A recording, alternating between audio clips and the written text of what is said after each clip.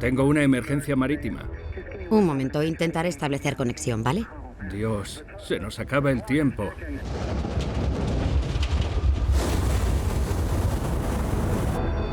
...1 de octubre de 2015... El buque mercante estadounidense El Faro envía una señal de socorro desde su posición frente a las Bahamas. El barco está completamente a merced de los elementos. Está en una situación absolutamente terrible. Luego, desaparece. El barco desapareció en un huracán y esa fue la única información que teníamos.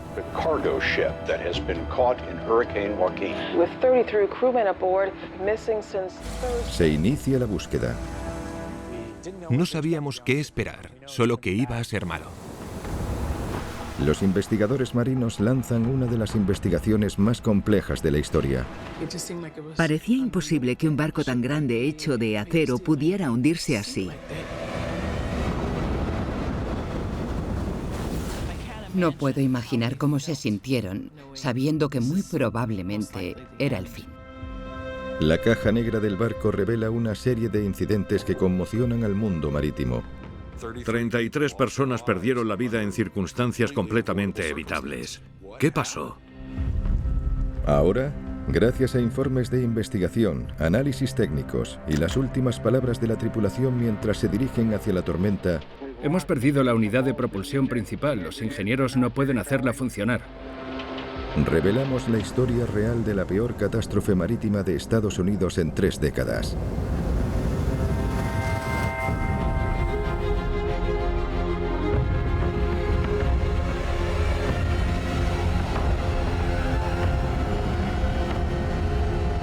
Testigos de la tragedia.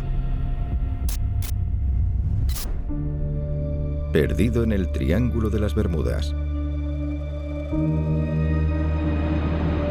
En la costa este de Florida, en los Estados Unidos, se encuentra el puerto marítimo de Jacksonville. Casi 9 millones de toneladas de carga pasan por el puerto cada año. Entre los barcos que suelen amarrar en Jacksonville se encuentra El Faro, de 40 años. Un portacontenedores de 240 metros de eslora con bandera de Estados Unidos. El Faro pasó sus primeros años en las aguas agitadas de Alaska, pero fue transferido a Jacksonville en mayo de 2014.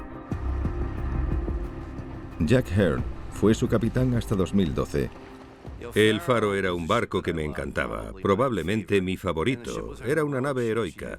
Había estado en la Segunda Guerra del Golfo, transportó tropas y sufrió un ataque durante 3 días con soldados a bordo.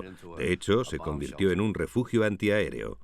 Estuve en ese barco un total de 14 años. Pasé varios años en Alaska, donde las tormentas de invierno son bien conocidas. Había vivido mucho. El 29 de septiembre de 2015, El Faro zarpa desde Jacksonville. Operado por la compañía naviera Tote Maritime, transporta carga a Puerto Rico, más de 1.900 kilómetros al sur. A bordo viaja una tripulación de 28 estadounidenses y 5 técnicos de mantenimiento polacos. A la cabeza está Michael Davidson, de 53 años. Era su 10º año como capitán. Michael Davidson tenía un carácter idóneo para comandar. Había estado trabajando en el mar desde que era un adolescente. Era un muy buen marinero. Tenía confianza en sus habilidades. Tenía confianza en el barco. En la nave también viaja la segunda de a bordo, Daniel Randolph. Tenía mucho temperamento. No dejaba que los hombres le impidieran hacer lo que quería. Si tú no cumplías con tu trato, no tenía ningún problema en ponerte en tu lugar. Jack Jackson es uno de los más experimentados del barco tras estar 30 años en el mar. Era muy salvaje, el mejor hermano que puedas desear. Era muy deportista y extremadamente aventurero. Cuando acabó secundaria llegó a lo más alto. Era un gran líder, sin duda. Mi hermano era muy guapo. La gente decía, se parece a Robert Redford. Era muy alto y muy delgado. Tenía mucha presencia física. Era increíble. El marinero especialista Frank Hamm hace más de 15 años que se dedica a su profesión. Cuando conocí a Frank, trabajábamos juntos en el mismo barco. Yo era cocinera y él lavaplatos. Siempre estaba haciendo payasadas. Frank era muy familiar y divertido. Le gustaba viajar por el mundo y le encantaba ganar mucho dinero. El viaje de 4 días de El Faro a Puerto Rico es un viaje normal para la tripulación. Lo bueno de El Faro era que Frank estaba en casa todas las semanas y ese era su mundo. No le gustaba estar lejos de casa. Era un viaje rutinario. No era un recorrido peligroso por mal tiempo ni nada. Pero cuando El Faro sale del puerto el 29 de septiembre, se está formando un frente de tormentas a casi 1.100 kilómetros al este. Con el nombre de Joaquín, rápidamente se fortalece y el 30 de septiembre a las 7:39 de la mañana, Joaquín se convierte en huracán. We now have Hurricane Joaquin, this now with winds of 75 miles per hour. Pero sobre los cálidos mares de Florida, los huracanes no son nada inusuales. Hay una temporada que se llama temporada de huracanes y comienza alrededor de junio o julio y termina en noviembre. Los huracanes se forman cuando el aire húmedo sobre los cálidos mares tropicales se calienta y se eleva creando nubes. Al hacerlo atrae más aire, que también se calienta. Esto potencia aún más el frente. La rotación de la Tierra hace que todo gire. Cuando los vientos alcanzan 110 km/h, la tormenta se convierte en huracán. Pero pronosticar el progreso del huracán Joaquín será inusualmente difícil. Hurricane Joaquin's strengthening is now a Category 3. A las 22:49 del 30 de septiembre, los vientos de Joaquín se intensifican a más de 185 km/h y se registra como un huracán de categoría 3. El profesor Brian House ha construido un huracán en un depósito en la Universidad de Miami para tratar de entender cómo funcionan los huracanes y así mejorar la precisión de los pronósticos. En el caso del huracán Joaquín, fue realmente importante saber lo antes posible qué potencia iba a tener la tormenta. En realidad soy un experimentalista. Hago observaciones de lo que está sucediendo para tratar de ayudar a obtener mejores predicciones. Joaquín pasó de ser un huracán normal a uno de categoría 3 en menos de 24 horas. Y eso es lo que llamamos intensificación rápida. El crecimiento anormalmente rápido de Joaquín se debe a su lento recorrido hacia el suroeste sobre mares particularmente cálidos. La gran cantidad de energía que hay en el huracán proviene del océano.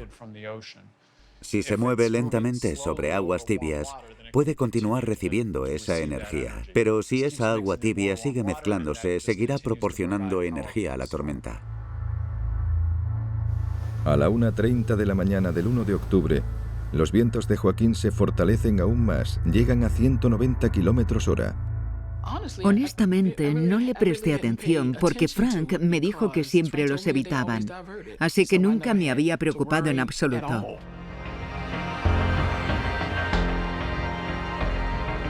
Ya no están preocupados en Miami, en el centro del Distrito 7 de la Guardia Costera y hogar de su equipo de respuesta a incidentes. Pero a las 7:30 de la mañana reciben una llamada de Todd Maritime, los dueños de El Faro. Recibimos una llamada de Todd diciendo que habían recibido una llamada telefónica del capitán del barco de El Faro, diciendo que les había entrado agua en la bodega número 3, que estaban sin electricidad y que iban a encender las señales de emergencia para que todo el mundo las viera. Todos los intentos posteriores de contactar con el barco fracasan. El barco había desaparecido en medio de un huracán. Esa era la única información que teníamos en ese momento.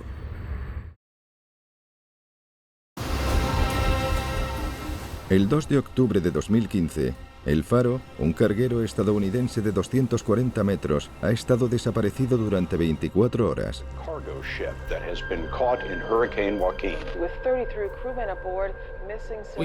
Empezamos a verlo en las noticias y en ese momento supe que tenía que hacerles saber a los niños que el barco de papá había desaparecido y que no sabían dónde estaba. El huracán Joaquín ahora amenaza a las Bahamas. Las velocidades del viento de hasta 220 km/h hacen que sea imposible para la Guardia Costera lanzar una misión de búsqueda y rescate para el barco afectado. Cada minuto que pasa reduce las posibilidades de supervivencia de la tripulación. La Guardia Costera está desesperada por iniciar la búsqueda. No teníamos mucha información aparte del tamaño de la nave y que estaba muy cerca del centro de la tormenta. Si les soy sincero, estábamos acostumbrados a ver huracanes y sabíamos que iba a acabar mal. A las 5 de la mañana del 2 de octubre, la Guardia Costera inició la búsqueda aérea. Han pasado más de 20 horas desde que el faro envió su última señal. Estaba amaneciendo, pero en cuanto volamos hacia la tormenta y nos metimos debajo de las nubes, estaba muy nublado, no había luz. Era como si volviera a anochecer. Fue impresionante.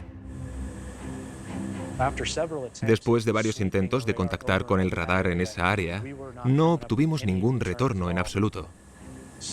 Así que nos alejamos de la tormenta. Salimos al aire libre. Descendimos 600 metros y luego volvimos a la tormenta nuevamente. Las turbulencias eran mucho más fuertes ahí abajo. Notabas las ráfagas de viento cuando se acercaban. Mirabas por la ventana y veías que las alas temblaban mientras el avión subía y bajaba. Las ráfagas de 160 km/h del huracán Joaquín afectan al fuselaje del avión. Si se fijan, hay un espacio justo allí, entre los dos paneles del ala. Ahí fue donde hubo una rotura y donde vimos salir el combustible. Se salieron 3 o 4 tornillos por la fuerza del viento arriba y abajo que había en la turbulencia en la que estábamos volando. A mediodía, después de 7 horas de un duro vuelo y con poco combustible, la tripulación vuelve a casa a regañadientes. Barrimos repetidamente el área de búsqueda con el radar. Si hubiera habido un carguero de 240 metros ahí fuera, o aún estuviera a flote, podríamos haberlo visto. Durante los próximos 2 días, cuando el huracán Joaquín comienza a alejarse, la búsqueda se amplía. Múltiples aviones realizan un total de 42 salidas con el apoyo de 6 barcos. Barren 300.000 kilómetros cuadrados de océano. La Guardia Costera siempre nos mantuvo al día. ¿Habéis encontrado algo? ¿Habéis oído algo? Pero siempre nos decían que no. Pensé, voy a morir solo del estrés de la situación. No puedo asumirlo. Era desear lo imposible. Yo no tenía ninguna duda de la profesionalidad de mi hermano, pero aquella situación estaba fuera de su control. Visibilidad 10. Temperatura en altitud 30 grados centígrados. Pero luego, 2 días después de la última comunicación de El Faro, uno de los aviones de la Guardia Costera ve escombros. ¿Acabamos de sobrevolar unos escombros? ¿Lo eran? Objeto azul al lado del copiloto. Recibido. Encontramos 2 campos de escombros bastante importantes que estaban a unos 100 kilómetros el uno del otro. Pero la primera pista realmente concreta para continuar la búsqueda fue un salvavidas con el nombre de El Faro. También encontramos los botes salvavidas de El Faro. Parecían cáscaras de huevo que habían sido aplastadas. Encontraron algunos escombros, así que todos tuvimos un poco más de esperanza. Luego encontraron un bote salvavidas y empezaron a encontrar todo tipo de objetos y... esperaba que también encontraran supervivientes. La tripulación lleva desaparecida más de 72 horas. Y la realidad es que sobrevivir en un oleaje provocado por un huracán de categoría 4 es casi imposible. Estar en la superficie del océano en un huracán de categoría 4 es una situación muy complicada, porque el aire está pulverizado y las grandes olas rompen con una gran cantidad de agua, lo que provoca que no puedas respirar. Es muy difícil sobrevivir en esas condiciones. El barco era la mejor oportunidad de supervivencia de esa tripulación, por lo que, al encontrar los campos de escombros junto con el amplio barrido del océano, pudimos determinar de manera concluyente que el faro se había hundido. Cuando perdimos el barco, también perdimos la esperanza de encontrar supervivientes. Sabiendo que la tripulación no había sobrevivido, Todd Coggeshall debe decirles a las familias que la búsqueda ha terminado. Informar a las familias fue la parte más dura de aquel caso. Tienes que intentar hacerles entender que se ha hecho todo lo posible por encontrarlos y que, desgraciadamente, sus seres queridos no volverán a casa. Nos dijeron, el barco se ha hundido, y yo dejé de escuchar. Me parecía imposible que un barco como aquel, tan grande y hecho de acero y de 1000 cosas más, pudiera hundirse así. ¿Cómo había podido pasar que 33 personas perdieran la vida bajo circunstancias totalmente evitables? ¿Qué pasó?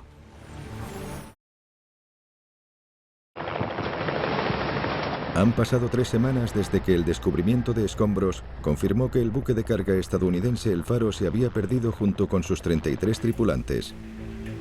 Lanzan el remolcador de la Marina estadounidense Apache y a bordo viaja el investigador principal de la Junta Nacional de Seguridad del Transporte, Tom Roth-Roffey. El área de búsqueda inicial se determinó por la última posición conocida, que fue recibida por señales electrónicas que el barco transmitió antes de hundirse. Después de 4 días de búsqueda, la tripulación del Apache no ha encontrado nada. Pero luego, el sonar detecta una gran estructura que yace en el fondo del mar a 4.500 metros de profundidad. El 1 de noviembre, lanzan el vehículo con cámara con control remoto del Apache para que analice la zona. En esa profundidad, a casi 5 kilómetros, la presión del agua es de 3,5 toneladas por metro cuadrado.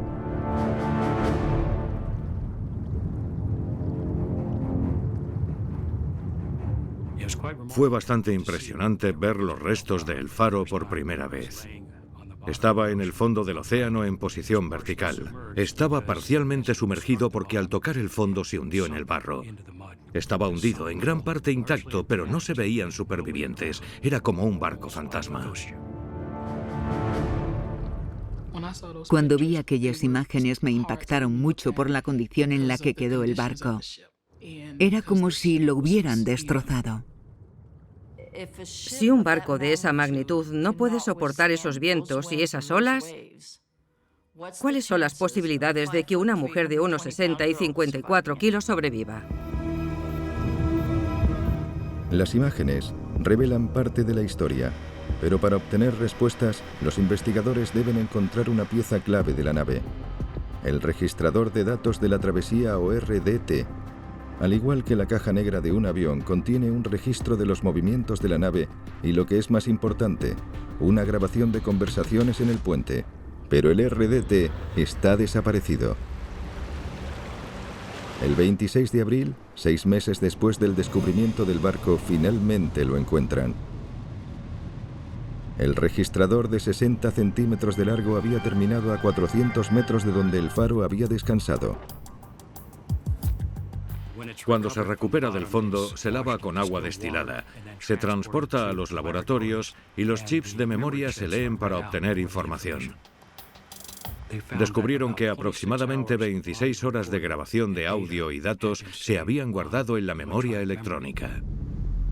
Los investigadores esperan que en algún lugar dentro de esas horas de grabaciones estén las pistas que revelarán lo que le sucedió a El Faro.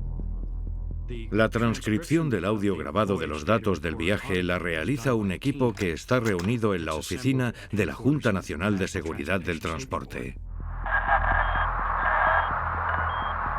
La calidad de audio de los 6 micrófonos de los puentes es baja. De las más de 61.000 palabras registradas, casi 2.000 son ininteligibles. Pero poco después de 3 meses de trabajo meticuloso, el volumen resultante revela una imagen vivida en las últimas horas a bordo de El Faro. 35,4 kilómetros del centro. Ahí es donde está el huracán. Esta es una transcripción del registrador de datos de la travesía de El Faro. Para alguien con experiencia en navegación, es muy triste leer estas palabras que describen perfectamente los últimos momentos antes del hundimiento. A medida que los investigadores empiezan a analizar las transcripciones, las familias de la tripulación también les piden respuestas. Yo quería leer la transcripción. Me fascinó la idea de poder tener acceso a saber lo que experimentaron. Veo a Daniel en todo esto. Es muy fuerte. El NTSB nunca ha publicado las grabaciones de audio, por lo que las que oímos son interpretaciones de actores de doblaje.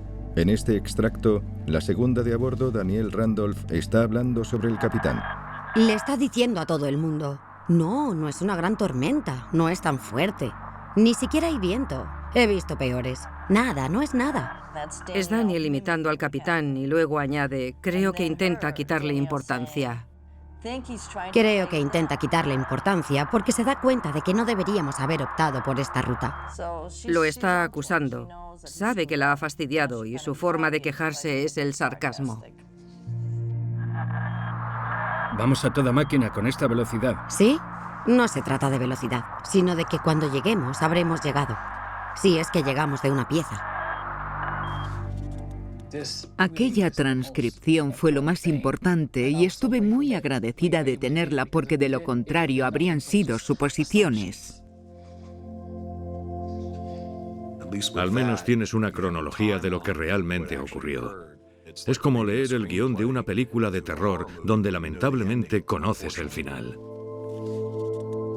Los investigadores descubren finalmente por qué el Faro navegó directamente hacia un huracán.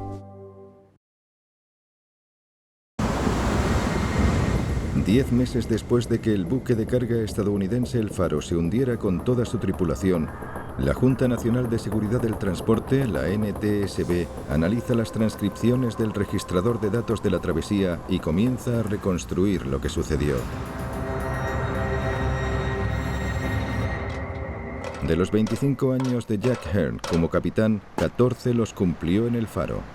Un capitán piensa en la meteorología las 24 horas del día. No dejas de pensar en ello. El Faro navega hacia el sur, hacia Puerto Rico.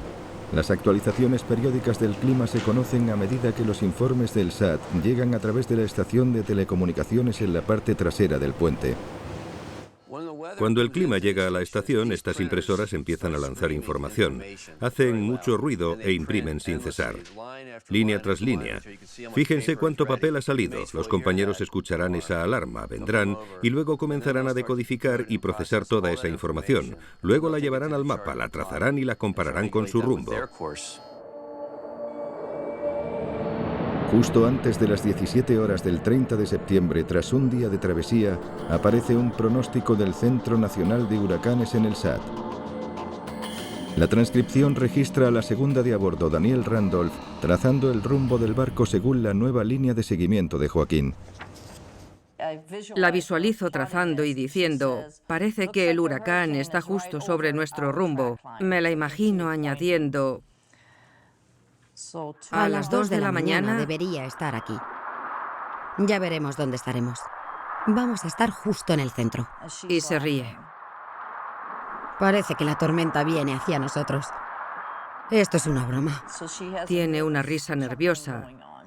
Luego, mientras sigue trazando, dice, vamos directos al ojo del huracán. Está cabreada en ese momento. Y asustada. Sí. Alrededor de las 19 horas, el capitán ordena un cambio de rumbo de 10 grados hacia el sur. Pero según el pronóstico del SAT, esa decisión les pone en curso de colisión con el ojo de la tormenta. Daniel no puede entender el cambio de rumbo del capitán. Lo que ella no sabe es que él confía en un pronóstico de tiempo completamente diferente, uno proporcionado por BVS o Bon Voyage Systems. Estos informes se envían solo a la dirección de correo electrónico del capitán. Era un recorrido muy claro que los alejaba mucho de la tormenta, básicamente dejando espacio para que el faro se colara por la parte trasera de la gran tormenta. Alrededor de las 20 horas, el capitán se va a su camarote. Está convencido de que su ruta no solo es segura, sino que les hará avanzar gracias al clima. Sabemos por la transcripción que confiaba en su plan de ruta. Estaba tratando de usar la velocidad y los vientos del huracán para ayudarlo con la eficiencia y velocidad del viaje.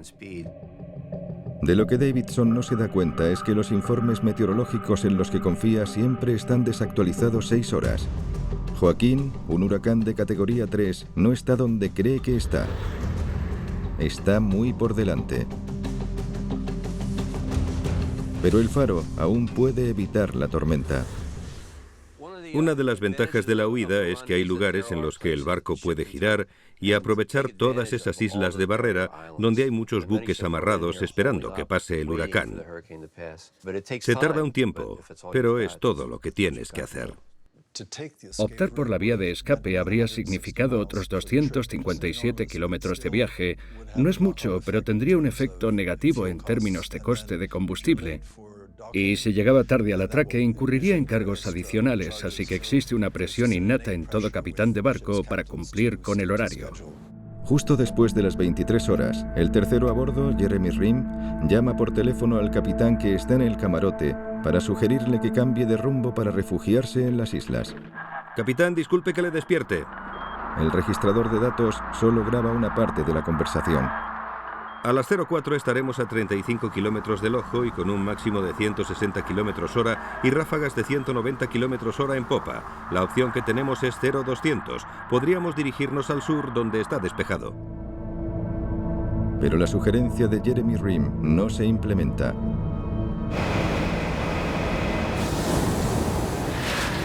Casi 2 horas más tarde, a la 1:20 de la mañana, la segunda de a bordo, Daniel Randolph, vuelve a su turno. También llama al capitán al camarote para tratar de convencerlo de cambiar de rumbo. Es su última oportunidad para evitar la tormenta. Entonces, mientras leo la transcripción, veo que Daniel le pregunta al capitán si puede cambiar el rumbo para proteger la nave. El capitán supuestamente dijo, no, mantengan rumbo. Entonces ella cuelga el teléfono y se gira hacia su colega y le dice, ha dicho mantengan rumbo. Agarraos fuerte. Y lo dice riéndose, pero conociendo a Daniel, no fue una risa de felicidad, sino queriendo decir, estamos condenados. Sabe muy bien que es la respuesta incorrecta. La tripulación sabe que el capitán Davidson los está llevando directamente al huracán, pero no consiguen hacerle entrar en razón. ¿Por qué? La respuesta radica en una teoría que surgió de la industria de la aviación en la década de 1970. La gente comenzaba a reconocer que, si bien las aerolíneas hicieron un trabajo sobresaliente en términos de formación de habilidades técnicas, no hicieron nada para formar en habilidades de liderazgo y gestión, que también son una parte fundamentalmente importante al ser piloto de una aerolínea. Aquello estaba provocando consecuencias mortales. En 1978, un vuelo de United Airlines se estrelló en Oregón. Un comandante había retrasado el aterrizaje para diagnosticar un problema hidráulico. Mientras lo hacía, el combustible del avión se estaba agotando. Es fascinante leer la transcripción de la grabadora de voz de la cabina, porque se puede percibir la preocupación del ingeniero de vuelo. Pero nunca llegó al nivel de decirle, comandante, nos quedamos sin combustible, debemos volver al aeropuerto ahora. Se quedaron sin combustible, el avión se estrelló y murieron 10 personas. Esto sucedió debido al colapso en la dinámica de la tripulación. Fue un accidente que simplemente no debería haber ocurrido. El potencial para romper la comunicación entre la tripulación y el capitán es aún más pronunciado en el mundo marítimo. La tradición marítima se remonta a 10.000 años y los barcos dependían de una cadena de mando muy sólida y definida, y es absolutamente una tradición marítima que el capitán sea el único jefe a bordo después de Dios. Me puedo imaginar la gran frustración, pensando, ¿pero qué demonios? No está bien lo que hacemos, hay que cambiar de rumbo. Pero ella había aprendido que debía obedecer a su capitán, y eso fue lo que hizo. Contra su juicio, solo se limitó a cumplir órdenes. A las 4:09 horas, el capitán regresa al puente. Menciona varias veces que están en la parte posterior de la tormenta. El NTSB cree que el capitán Davidson todavía confía en el pronóstico anticuado del BVS de las 17 horas de la noche anterior. La toma de decisiones de Davidson se basaba en información desactualizada y equivocada. En realidad, el ojo de Joaquín está a solo 40 kilómetros al este del faro y el barco está en peligro mortal.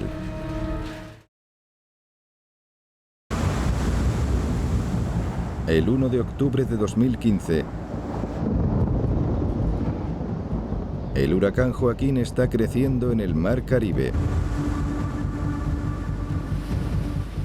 Para evitarlo, todos los barcos en el área se han dirigido a mar abierto o se están refugiando en el viejo canal de las Bahamas. Excepto un barco, el Faro, que se dirige justo al ojo de la tormenta.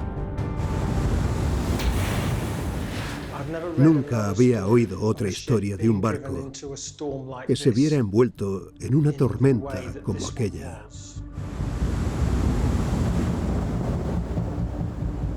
El oficial Kim Mills ha hecho un estudio de los sucesos que ocurrieron en el faro. Puede marcar el viento, las olas y todas las características del barco de 40 años en su simulador de puente. Este es el puente simulado de El Faro. Estamos simulando condiciones que el barco habría estado experimentando y el huracán que viene directamente hacia nosotros. En realidad, hay un oleaje de 2,5 metros. Es bastante intenso, pero es un barco bastante grande, de unas 32.000 toneladas, y aún no le afecta mucho. A las 4:09 horas de la mañana del 1 de octubre, el capitán Davidson llega al puente. Han pasado 8 horas desde la última vez que estuvo allí y las condiciones han empeorado enormemente. La nave ahora está luchando contra vientos de 112 kilómetros hora, lo que le está haciendo subir 15 grados a estribor. Son las 4:30 de la mañana. Estamos experimentando el oleaje del mar exactamente como lo hubiera sido. 60 nudos es 2 veces una tormenta. Hay mucho viento y el barco sufre mucho. La parte inferior del barco está casi sumergida y esa no es una buena situación, porque la nave es casi inmanejable. Así fue como estaba en estas condiciones. El piloto automático ya no puede controlar el faro y a las 4:43 horas de la mañana a Frank Ham se le ordena que tome el timón y lo conduzca manualmente hacia el viento. Hubiera sido un poco difícil llevar el barco al viento, pero lo hizo en el transcurso de un tiempo, pero aún estaba inclinado a estribor. La tripulación del puente lucha por mantener el barco en dirección al viento, hasta que a las 5:43 reciben una llamada desde una bodega. Hay agua en la bodega número 3, en lo profundo de la nave. El primer oficial baja a investigar. El problema parece originarse en la segunda cubierta, inmediatamente por encima de la número 3. La segunda cubierta en el faro era así. Una cubierta larga y continua con aberturas de agujeros abiertos, es decir, aperturas laterales que permiten que el agua ruede hacia adentro, pero eran olas intensas. Es una característica natural del faro que entrara agua en esta cubierta, pero proteger las presas inferiores es de suma importancia, porque ahí no se puede dejar que entre agua. El primer oficial confirma que el agua ha entrado en la bodega 3. Sospecha que la fuente es tapa de cubierta, una escotilla de acceso normalmente atornillada en estribor de la cubierta 2. Sabemos por la transcripción que el primer oficial bajó y encontró una escotilla abierta. Pero esa escotilla está abierta. Es simplemente un drenaje de agua que se depositará en esa abertura grande y comenzará a rellenar el barco. Dirigir la nave hacia el viento no ha corregido la inclinación de estribor. El agua está inundando el borde de la cubierta. El capitán decidió que si el viento en babor le provocaba una inclinación de 15 grados, si ponía el viento en el lado de estribor, obtendría una inclinación de 15 grados en la otra dirección. Pero para los motores, una inclinación de puertos es un gran problema. El motor aspira aceite a través de un tubo de succión desde un sumidero. La tubería está desplazada a estribor. Esa inclinación deja la tubería expuesta y solo aspira aire.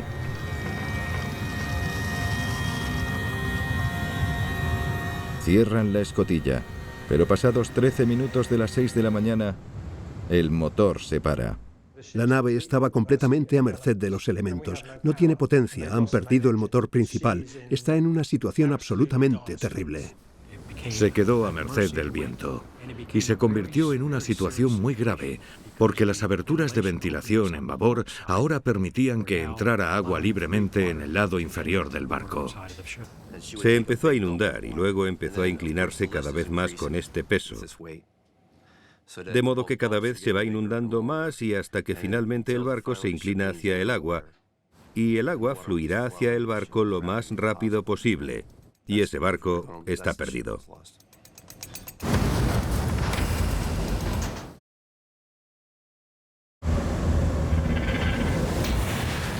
Son las 6:13 de la mañana del 1 de octubre de 2015. El buque de carga estadounidense El Faro y su tripulación de 33 personas están a la deriva en el Mar Caribe a solo 40 kilómetros del ojo de un huracán salvaje. Ha perdido toda la potencia y está a merced de la tormenta. Un barco en el mar que está en una tormenta y ha perdido la propulsión está en peligro.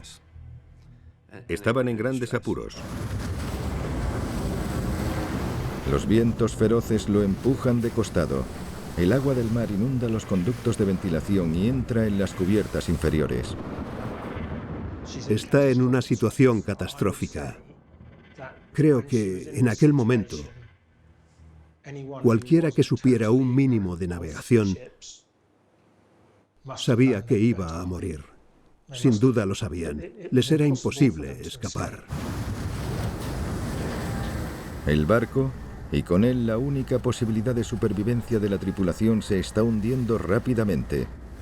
Pero a las 6:48 de la mañana, la segunda de a bordo, Daniel Randolph, decide que lo que necesita es una taza de café. Veo su sentido del humor por aquí y por allá. Me tomaré otra taza de café. Ay, qué manía con el café. El café lo arreglaba todo. Se hace la valiente con el café. ¿Café? ¿Con leche y azúcar? Incluso le ofrece café al capitán. El capitán quiere azúcar, ¿verdad? Incluso llega Frank y dice, sí, se tomará un café. Sí, dame sacarina, no quiero azúcar. Y Daniel es muy marimandona y dice, no, no. 10 minutos después, a las 7:01, el capitán Davidson intenta llamar a un técnico de emergencia, un QI de Toad Maritime, los propietarios del barco.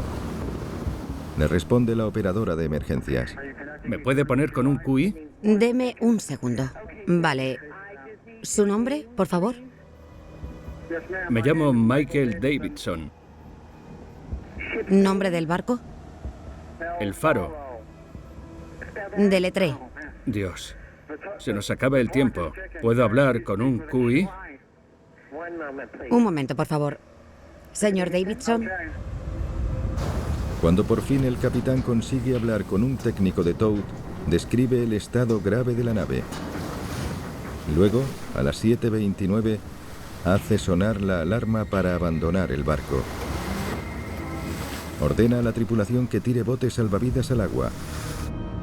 Solo quedan el capitán y el marinero especialista Frank Hamm en el puente. Lo más duro fue cuando tuve que leer la última parte de la transcripción, cuando parecían tener problemas importantes.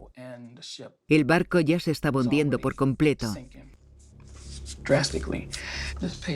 En la página 511, Frank dice auxilio. Solo quedan él y el capitán.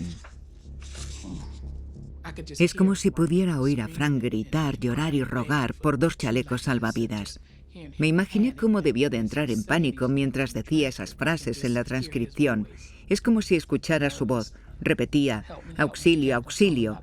El capitán le dice que no se asuste. Eran los 2 últimos en el barco. ¡Nos hundimos! No nos hundimos, Frank. Venga. ¿Me abandona? No le abandono, vámonos. ¡Me hundo! ¡Que no, Frank! ¡Auxilio!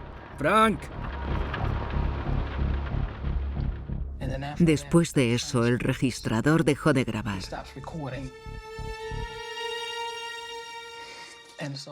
Cuando pregunté qué había detenido la grabación, me dijeron: cuando un barco se sumerge bajo el agua, es cuando la grabación se detiene automáticamente.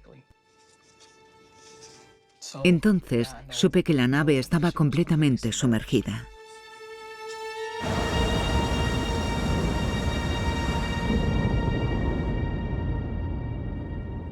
Más de 2 años de la pérdida de El Faro, el NTSB publica sus conclusiones. Afirman que la causa principal del accidente fue la acción insuficiente del capitán para evitar el huracán Joaquín, además de su incapacidad para escuchar a su tripulación. En un barco, el capitán es en última instancia responsable de la seguridad de la tripulación y del propio barco. La decisión del capitán de acercarse a la tormenta fue quizás la mayor causa del accidente. Una de las cosas que aprendimos tras el hundimiento de El Faro fue la oportunidad de discutir la dinámica entre la tripulación y poder establecer conductas correctas para evitar que nadie más pasara por aquello. Entre las recomendaciones de los informes está mejorar la comunicación de la tripulación, alentando a los capitanes a verse a sí mismos como parte de un equipo. Nunca debes poner a tus subordinados en una circunstancia en la que deban cometer un motín para contradecir lo que claramente entienden que es una mala decisión. Se han aprendido lecciones, pero el precio ha sido muy alto. Siento rabia, pero también estoy muy orgullosa de Danielle. Nunca mostró miedo. Ella sabía lo que estaba pasando. Nunca tuvo miedo. Como madre, estoy muy orgullosa de ella. Diariamente echo de menos a mi hermano. Me llamó antes de embarcar el 29 de septiembre. Nos dijo lo típico de siempre. Como en cualquier conversación, le dije que lo quería. Y le dije nuestra típica broma: no gastes la pólvora en salvas. Llámame cuando llegues. Me da mucha pena por los más jóvenes que murieron en el barco. Para uno de los marineros era su primera travesía. No dejo de pensar en el inmenso dolor de sus padres. Cogí todo aquel dolor y lo convertí en algo positivo. No quería que nadie más sufriera como nosotros. Y entonces empecé a luchar por conseguir cambios. En octubre de 2018, 3 años después del hundimiento, se promulgó la Ley de Seguridad Marítima de Alarma Ham en memoria de Frank. El elemento clave de la Ley Ham es una carta de denunciantes que brinda a los marineros la oportunidad de informar inquietudes de seguridad de forma anónima. Quería que la gente supiera que, aunque seas marinero, tienes voz y voto. Hay un botón que tienen en los barcos y los marineros pueden presionarlo de forma anónima porque cuando eres marinero y denuncias ciertas cosas, tu puesto de trabajo corre peligro. El aviso llega al guardacostas para que sepa que algo va mal. Realmente convirtió algo negativo en algo muy positivo, en memoria de Frank. Y estoy segura de que eso salvará muchas vidas en el futuro.